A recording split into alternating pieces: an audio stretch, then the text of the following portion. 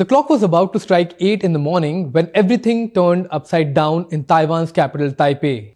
A magnitude 7.5 earthquake jolted the region on 3rd April, causing widespread devastation and stirring up fears across the Pacific Ring of Fire nations.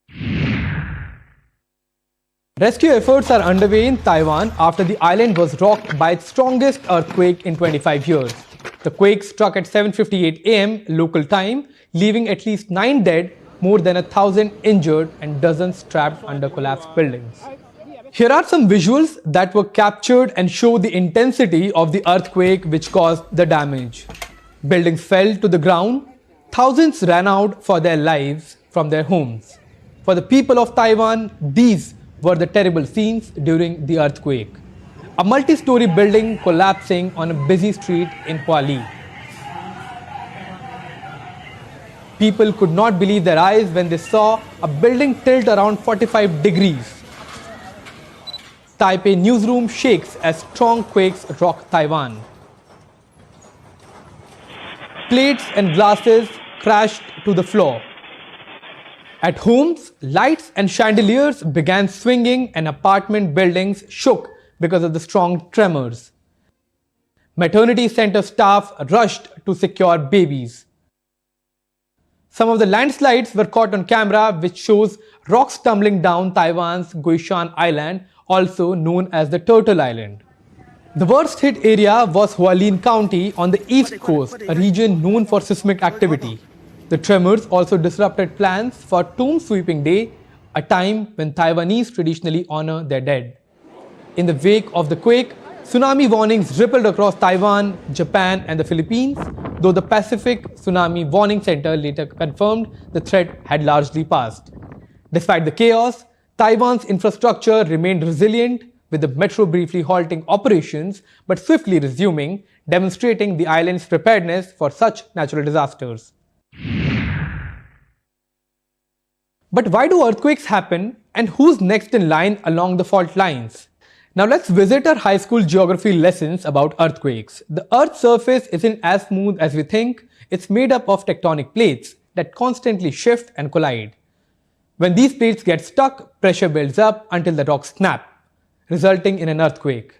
While we cannot predict when or where earthquakes will strike, countries situated along the Pacific Ring of Fire like Taiwan, Japan, Indonesia and the Philippines are particularly vulnerable due to their proximity to tectonic plate boundaries. There are several other countries like Nepal, India, US and countries of the South America that are vulnerable as well.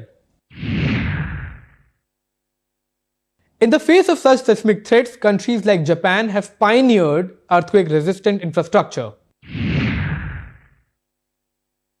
The recent earthquakes in Taiwan has brought back the memories of the devastation and human sufferings due to similar and sometimes even lesser intensity quakes in the countries of the global south. From Indonesia to Kyrgyzstan, Nepal to Turkey, communities have grappled in the aftermath of devastating quakes, underscoring the urgent need for disaster preparedness and resilient infrastructure. Several developing countries lack such infrastructure that we see now in Taiwan or Japan that puts billions of people at risk in the global south, highlighting the need for an urgent intervention not just by the government but by the experts as well. We also spoke to some experts of seismology on the needs of the global south to deal with such eventuality. Almost all coastal belt of South Asia is vulnerable to tsunami-genic earthquake. But if you come to the Himalayan belt, a long belt of the 2,500 kilometer strike from the northwest to northeast, many earthquakes happen in the Himalaya of the tectonic earthquakes. Means there is a collision between Indian plate and Eurasian plate. So there was already high seismic potential zone. Come to the coastal belt of Andaman Nicobar Islands. These are actually the very tectonically active in sense that we experienced the tsunami in starting 1942 and Makran, that is triple junctions of the Arabian plate, Indian plate and Eurasian plates there. So these are actually the threat area. So yes, all structures are made as per the code and they are taking care of the buildings and all the things are there. India is a laboratory of almost all types of the earthquake. It is the collisional tectonics earthquake of Himalaya.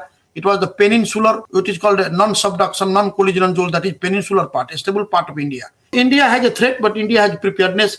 Tectonic conditions of the India is different than Japan and then Philippines and then the Taiwan. but preparedness is okay. And we are the very best in during disasters as well as the post-disaster. But in preparedness and prevention, we are taking care of new building, smart cities, all are made for the risk-resilient structures.